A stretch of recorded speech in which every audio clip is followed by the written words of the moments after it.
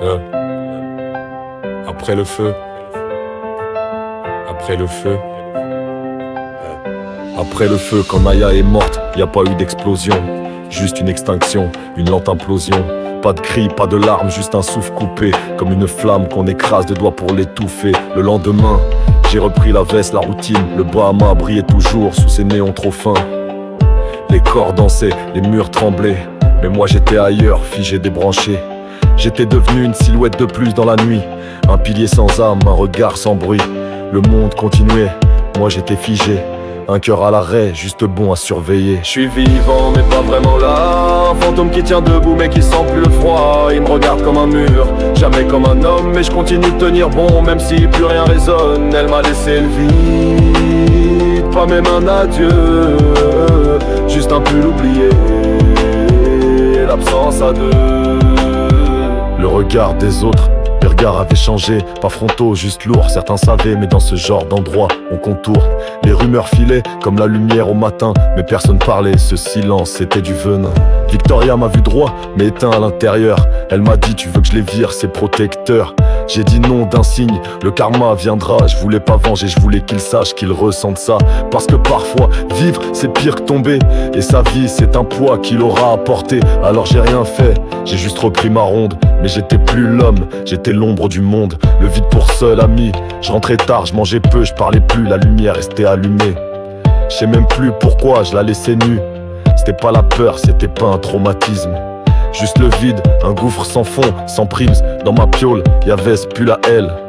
Oublié un soir, doux banal, presque irréel. Je l'ai jamais lavé, jamais déplacé. Comme si c'était elle, figée dans l'air fatigué.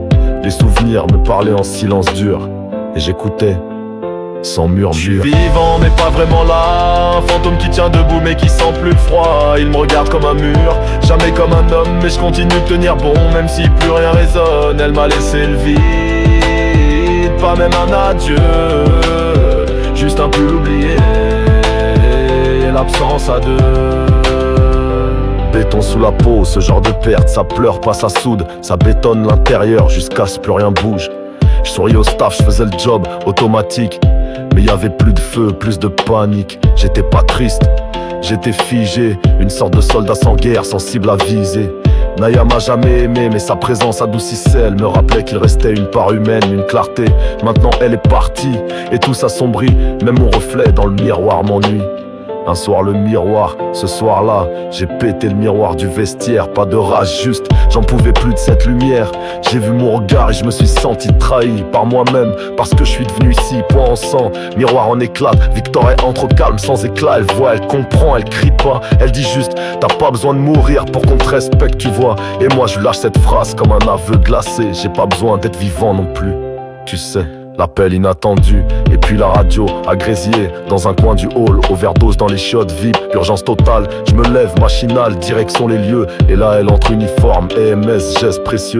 Une femme calme, rapide, défibrillateur au point. Pas de peur, pas de bruit, que du soin, elle était là.